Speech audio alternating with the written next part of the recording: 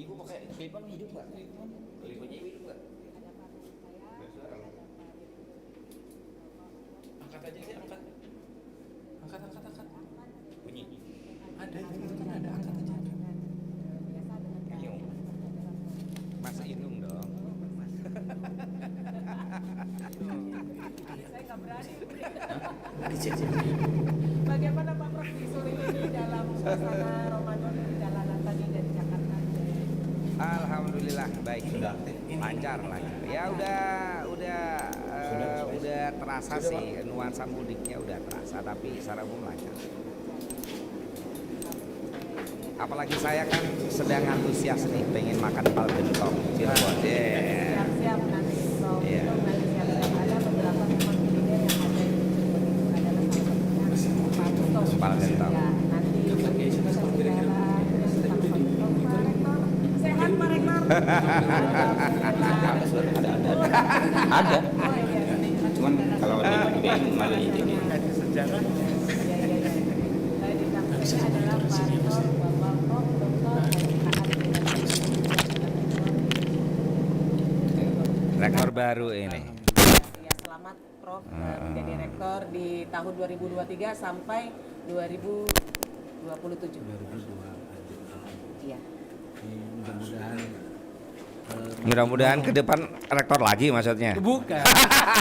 Mudah-mudahan ke depan Mas Inung selalu mengawal Cyber Islamic University. Ini harapan dari YIN-nya Pak Rektor ya. Iya.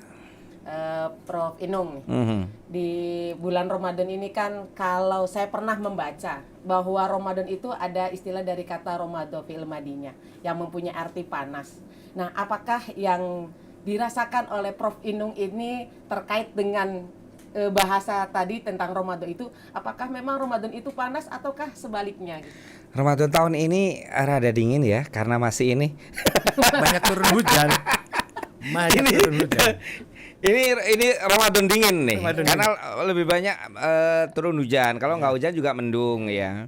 Tahun Tapi maksud depan. saya begini. Tahun depan itu Ramadannya musim panas. Oh, Menjelang suhu politiknya sudah semakin Iya. Oh, iya, jadi berbeda ya. Itu. Iya. panas itu karena kita dari pagi sampai nanti sore ini belum minum. Oh, iya. Saya kira mungkin belum. Iya. Berarti suasana sih tidak masalah ya Pak Rektor. Nggak ada. Nggak ada Pak Rektor. masalah. Tidak masalah. Kalau Pak Prof sendiri atau Pak Rektor sendiri nih, ini udah dalam perjalanan menuju Lailatul Qadar. Lailatul Qadar sendiri itu apa sih Pak Rektor? Oh, kalau Lailatul Qadar itu kalau menemukan bulan yang katanya 1000 bulan itu kan sulit ya. Iya. Yang bulan yang satu saja sangat jauh. Kita tidak bisa langsung. Apalagi di tengah mendung itu. Tengah mendung. Ini kita ngomong apa ya? Nirfaida banget ya. Oh, itu yang penting bisa kita happy di sore menjelang berbuka puasa. Lailatul Qadar itu ya bisa di awal, bisa di tengah, bisa di akhir. Berarti tidak terpaku dengan bilangan ganjil yang kata orang-orang itu di atas angka 20 ya Pak? 21, 23 itu. Kalau lihat situasinya malah minggu-minggu pertama Ramadan itu memenuhi syarat malam Lailatul Qadar. Tidak ada angin, tidak ada hujan, berarti tidak sudah ada deh. petir. Berarti saya ketinggalan ini Pak Rektor. Karena masa-masa akhir Ramadan malah hujan setiap hari. Itu tidak memenuhi instrumen Lailatul Qadar dari sisi pendapat itu. Nggak tahu kalau Mas Inong itu Lailatul Qadarnya kapan? Lailatul Qadar ini gitu. Sebetulnya ini mulai ngomong serius nih ya. Mulai ngomong serius nih. Siap. Sebetulnya gini maksud saya itu. Lailatul Qadar itu selalu sejak dulu para ulama itu akan selalu menempatkan kapan sebetulnya Lailatul Qadar itu satu misteri ketuhanan yang ini. Yang salah satu misteri ketuhanan besar. Karena keistimewaan yang luar biasa. Khairum min alfi syahrin. Tanazzalul malaikat waruhu. Itu sesuatu yang itu keajaiban ketuhanan yang luar biasa. Yang kalau orang mendapatkannya itu rasanya kayak golden ticket gitu. Rasanya kayak gitu. Kalau sekarang kayak gitu. Nah, paling-paling sejak dulu para ulama itu kan hanya memberi kemungkinan terbesar nih, kayak gitu. Kalau tidak di malam 17 pada saat turunnya Al-Qur'an, karena memang ada juga yang menyebutkan bahwa Lailatul Qadar itu adalah malam diturunkannya Al-Qur'an, berarti tanggal 17. Iya. Kalau ngikutin kayak gitu berarti ulama udah nggak punya pendapat yang lain-lain dong. Tapi faktanya ulama punya pendapat lain-lain. Justru yang paling yang sekarang lebih terkenal itu adalah 10 hari akhir di bulan Ramadan. Dan kemudian enggak itu juga 10 akhir enggak hanya, tapi diambilin yang ganjil. Nah, kemudian enggak hanya itu juga, ada ganjil dari 10 terakhir itu yang paling mungkin itu malam 25. Nah, kayak gitu, macam-macam kan ya. Iya. Macam-macam, tapi sebetulnya nggak ada yang tahu. Itu ya intinya sebetulnya itu adalah salah satu karena di bulan Ramadan ini bulan yang istimewa, kamu akan mendapatkan semacam, kita menggunakan istilahnya orang Kristen ya, penebusan. Pembersihan ya. Termasuk pembersihan Itu diri. iya, penebusan yang luar biasa, pahala yang luar biasa, dan kemudian ada semacam golden ticket kayak gitu. Jadi Pak Aan silakan ini agak dideketin ke mic. Anggap saja ini kayak es krim. Itu kasihan itu ininya sampai. Begitu kalau Prof. Enung, kalau di dalam studi memang kalau podcast ya jadi tim-tim dari yang ada di studi itu ya kira-kira memberikan yang terbaik sehingga tadi dengan profesionalnya seperti itu Prof. Enung. Ya, lanjutkan lagi tentang Lailatul Qadar tadi, menarik sekali. Ya, jadi sebetulnya pada akhirnya ya semua ulama itu bersepakat tidak ada satupun orang yang tahu. Dan yang harus kita lakukan pada akhirnya adalah memperlakukan setiap detik di bulan puasa itu sebagai momentum kita untuk berbuat baik. Pada akhirnya yaitu. Dan biarkan Allah sendiri yang akan meletakkan di mana sebetulnya momentum Lailatul Qadar itu. Kalau kita memburunya atau kita berjaga atau kita aware sejak awal, detik demi detik di bulan Ramadan itu kita membeningkan hati kita, memastikan bahwa seluruh indera kita, seluruh pori-pori kita menjadi bagian dari kemuliaan Ramadan. Ya insya Allah kita akan mendapatkan Lailatul Qadar. Jadi kalau saya memahami kayaknya Prof. Enung, berarti Lailatul Qadar juga bisa bukan hanya di bulan Ramadan ya, karena tadi setiap detik, setiap waktu itu Lailatul Qadar. Itu seperti itu atau seperti apa, Prof? Kalau saya sih kayak gini, karena Lailatul Qadar itu syahrul Ramadan ya, ada di syahrul Ramadan. Saya nggak ingin membuat tafsir melampau itu, tapi yang saya ingin mengatakan seperti ini. Apakah kita bisa mendapatkan keistimewaan Ramadan di luar bulan Ramadan? Iya dong. Iya. Mengapa bisa seperti itu? Karena ada hadis yang seperti ini. Man shoma Ramadanan imanan wahtisaban ghufirallahu ma taqaddama min dzambi. Berarti sebelumnya. Nah, ada juga versi yang lain wa ma ta'akhkhara, dan dosa-dosa setelahnya. Mengapa bisa seperti itu? Karena sebetulnya menurut saya nih, Ramadan ini kan latihan. Kita ini kan dilatih. Dilatih agar bisa mengekang diri kita. Dilatih agar misalkan pada saat Ramadan kita mau marah, ini puasa kok marah-marah, kita mengekang emosi kita. Ini pas puasa kok mau makan, berarti kita bahkan untuk kebutuhan yang paling basic, itu kita saja harus mengatur diri kita, mengekang diri kita. Tapi ini latihan. Permainan yang sesungguhnya adalah justru setelah Lebaran. Kalau kita giat sekali berlatih, tapi setelah itu kemudian pada saat permainan kita nggak melakukan apa yang kita lakukan pada saat latihan, ya hancur, sia-sia dong latihan kita itu. Nah, maksud saya justru kita mestinya memetik buahnya itu adalah setelah kita menjalani seluruh ritual di bulan Ramadan itu, di hari-hari biasa.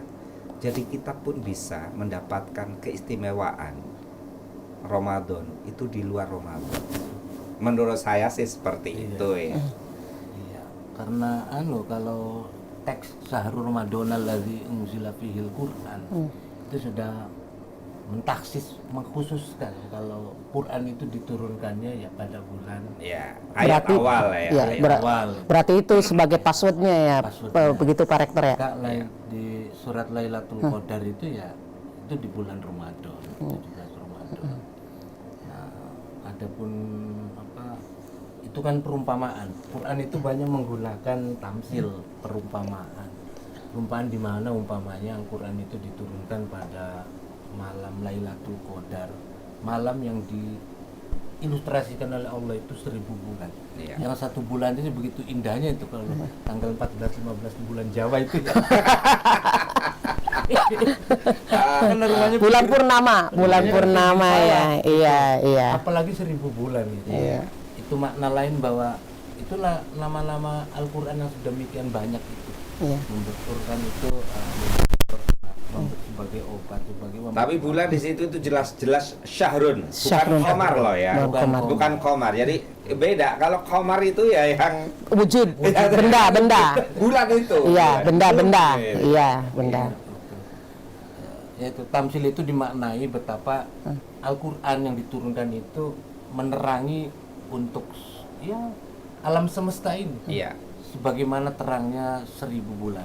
Kira-kira. Gitu ya. Berarti untuk semuanya. Iya. Makanya banyak yang mengistilahkan Ramadan berbagi gitu. Mungkin seperti itu ya Pak Rektor atau Pak Direktur. Iya.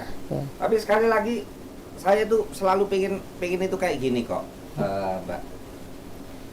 Pada saat kita di bulan Ramadan menjadi orang yang sangat dermawan, kita berlatih. Ada latihan Ramadan berbagi. Mengapa sih setelah kita udah latihan sebulan puasa, sebulan penuh kayak gitu, kemudian kok nggak ada efeknya? Iya. Setelah itu kok nggak ada efeknya? Seakan-akan lebaran lebar gitu, dalam bahasa Jawa lebar gitu. Coba kita latihan apa lagi? Coba kita latihan apa lagi? Iya. Menurut saya puasa itu ibadah yang paling dahsyat dan unik. Itu kita itu disuruh menahan sesuatu yang bahkan selama ini itu menjadi hal yang kita sebut sebagai coba bercinta dengan pasangan kita yang halal maksudnya ya. Tentu. Coba itu ke ibadah. Iya. Ibadah kan? Dan itu halal. Itu istri kita sendiri, itu suami kita sendiri. Kita disuruh menundanya. Coba. Makan, minum, itu kebutuhan paling basic agar kita bisa hidup. Itu pun disuruh menunda. Dari mana tiba-tiba setelah bulan Ramadan selesai, kerakusan kita itu ya nggak habis. Kembali lagi. Balik lagi. Iya. Kita juga pelitnya minta ampun. Itu menurut saya ya. Kemudian Rasulullah itu ada sebuah hadis ya. Kam min so'imin laisa lahu min siyamihi ilal ju' wal atash. Ya karena Cuma nahan lapar aja. Ya udah, orang nggak meletakkan puasa bulan Ramadan itu sebagai latihan. Iya. Latihan untuk mengendalikan diri, untuk nggak lagi meliarkan kerakusan kita, Iya. meliarkan nafsu kita, meliarkan seluruh keinginan kita, tapi itu dijaga, dikekang. Iya. Bahkan hal yang paling dasar pun harus kamu tunda agar kamu merasakan bahwa orang lain ada loh yang merasakan kelaparan. Iya. Tumbuhlah simpati. Habis lebaran kok nggak tumbuh simpatinya gimana? Coba. Ada yang salah. Makanya menurut saya kalau orang itu puasa sungguh-sungguh, makanya ya nggak heran kalau ini ghufirallahu man taqaddama min dzambi wa ma ta'akhkhara. Karena orang jelas bisa mengendalikan dirinya kayak gitu. Iya. Menurut saya sih kayak gitu. Itu kalau ada yang disebut dengan Maqasidus Shaum. Bagaimana itu Pak Rektor tentang Iya. Maqasidus Shaum ini? Izzuddin bin Abdissalam itu Iya. karang kitab yang sangat tipis itu, Maqasidus Shaum, Maqasidus tujuan-tujuan Shaum. puasa. Iya. Betul tadi kata Mas Inung itu, di antara tujuan puasa itu adalah, kalau bahasa lembaga itu tata kelola lembaga ini tata kelola jiwa. Tata kelola Tata jiwa. kelola jiwa. Benar. Untuk kemampuan mengekang kebutuhan yang paling Iya. dasar. Iya. Mengekang makan, mengekang minum, kebutuhan seksual dan Iya. kebutuhan apapun. Tapi justru tujuan untuk mengekang, melakukan tata kelola diri itu sejatinya menumbuhkan kejujuran. Iya. Karena ibadah yang paling jujur itu seperti hanya puasa. Puasa. Jadi saya minum di kamar nggak ada yang tahu itu. Dulu waktu kecil pernah nggak dia minum kayak gitu? Nggak di sumur, Bro. Apa mungkin sambil wudhu ya Pak Rektor atau Pak Direktur? Aku itu yakin semuanya anak kecil dulu pernah melakukan kayak gitu ya. melakukan Iya. Pak Rektor pernah kan? Jujur aja. Sumur itu. Saya juga pernah. Ya, jadi kenangan ini Pak Ya. Direktur, mungkin pertanyaan yang terakhir ini kayaknya seru banget gitu saya dengan Pak Direktur dan Kelihatannya kita ini bukan pertanyaan terakhir. Ini kita sudah harus segera menutup ya karena ini udah mau maghrib ini. satu pertanyaan Pak Oke. Direktur, kenangan yang paling Itu diingat. Mas Aziz sudah ngintip-ngintip di pintu itu. Oh iya. Kenangan yang paling diingat saat waktu masih kecil Pak Direktur dan juga Pak Rektor tentang puasa ini yang sehingga sampai sekarang itu bikin selalu bahagia melihat kenangan-kenangan waktu itu. Saya dulu kalau pas bulan Ramadan pasti kolak nih. Oh, kolak. Pasti kolak. Dan itu sesuatu yang dalam situasi keluarga saya di desa yang ekonominya sangat pas-pasan, nggak setiap saat bisa minum kolak, makan kolak, dan kemudian makan ya gitu bulan Ramadan itu Memang selalu kolak tuh bisa istimewa. diminum dan bisa dimakan. Iya, Pak Direktur. isinya itu. Jadi sebetulnya kalau kita itu makan kolak aja ya, minum ini. Berarti nggak bisa itu diminumnya. Udah selesai itu. udah Isinya cukup aja itu. berarti. Itu semua makanan kecil-kecil yang Iya. kita kumpulkan mulai pagi sampai Sampai sore, sore. yang kita berharap kita akan memakannya itu sebetulnya nggak termakan. ya. Termakan, hanya Selesai beberapa. dengan kolak ibu. Iya, oh berarti ada makanan khusus itu ya. Iya. Kalau Pak Rektor sendiri sih apa Kalau kenangan? Saya kenangannya nomprek. Apa Nomprek itu? Itu malam hari yang Oh ngobrol. Obrol. Musik-musik Itu ya. yang membangunkan tetangga-tetangga itu. Dombret. Iya. Bukan. Oh, bukan. Kaleng atau bambu yang untuk bangunin orang Oke. sahur itu. Iya. Iya, Nah, iya. Kita Ya. sudah harus cepat-cepat Ya, udah ya, anu, terima kasih. Ini bukannya udah siap ya? Udah ya. oke. Saya tutup dulu, terima kasih. Iya, gimana? Saya podcast belum selesai. Terima kasih Pak Direktur, terima Oke. kasih Pak Rektor sudah hadir di studio YN Syekh Nerjat Cirebon. Saya Siti Mari Munjat membawa acara di sore kali ini. Billahi taufik wal hidayah. Wal afu minkum. Wassalamualaikum warahmatullahi wabarakatuh. Waalaikumsalam warahmatullahi wabarakatuh.